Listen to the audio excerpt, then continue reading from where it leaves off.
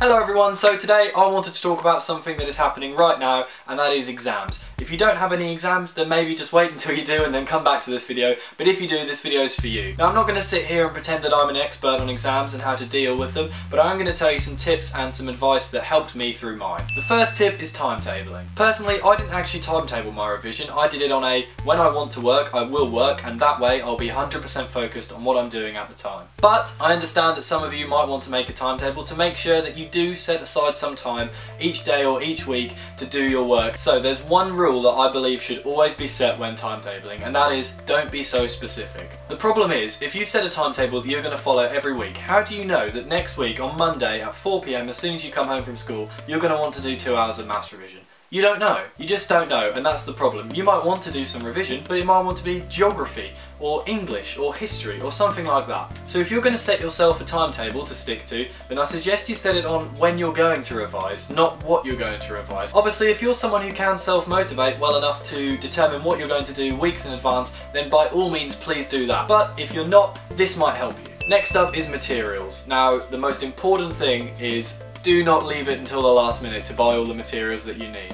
What I would suggest is making a list of everything that you will need and then going into town with a parent or by yourself or with friends and ticking things off that list as you buy them. There's no better pre-exam feeling you can have than the feeling of knowing that you are prepared for it. Now number 3 is probably the most important one, and that's the attitude that you need to have towards these exams. This is really important because there are 2 attitudes that you need to have when you go into these exams, and I see a lot of people choosing one or the other. Now the first attitude that people have is it's not the end of the world. If I do badly, then fair enough, I can do it again, or it won't ruin my life forever. The second attitude we have is, oh my god, my life is over if I do badly, everything is going to be ruined forever, there is no going back. You need to get a healthy balance between knowing that these exams are important for your future, but also remembering that they are not the end of the world. This leads me on to point number 4, which is do your best. There's not much really I can say about this point because it is very simple. You just need to go into that exam, get your head down, and just crack on and do as best as you can. The way I see it, no matter what you get, if you know that you have tried your absolute hardest, you cannot be disappointed in yourself. You should not let what someone else said you would get or what you did last week determine how happy you are with the result you end up with. If you have tried your absolute hardest and not quite got your target grade,